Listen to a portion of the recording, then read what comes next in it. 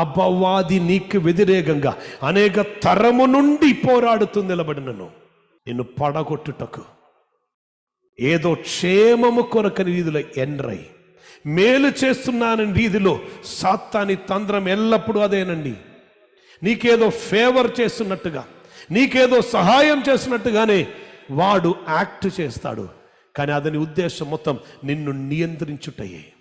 నీలో ఉన్న టాలెంట్ కావాలని, నిన్ను మొత్తం ఉపయోగించిన తర్వాత ఏమీ లేని ఈ షుగర్ కేన్ జ్యూస్ తీసిన తర్వాత బయటకు వస్తే పిప్పి అలా మార్చి నిన్ను పడవేయాలని అపవాది చూస్తున్నప్పుడు దేవుని పరిశుద్ధాత్ముడు చెప్తున్నారు, నీకు వ్యతిరేకంగా నిలబడిన ఆ బబులోను ఇక ఎన్నడూ నువ్వు పైకి రానియకుండా నేనే తొక్కి వేస్తాను, నేనే పడవేస్తాను. ఇక అది లేచి రాదు.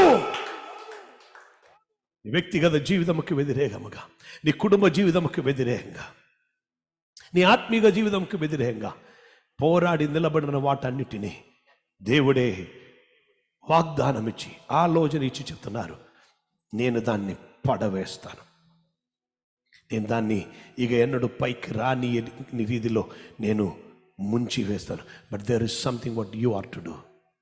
దానియేలుకుండిన తీర్మానం, అజర్యాకి, హనన్యాకి, మిషాయేలుకుండిన తీర్మానం, మరలా దానియేలుకుండిన తీర్మానం, నేను నన్ను అపవిత్రపరచుకోకుండా ఉంటాను, నేను ఆరాధన ఆపకుండా ఉంటాను, నేను ప్రార్థన మానకుండా ఉంటాను.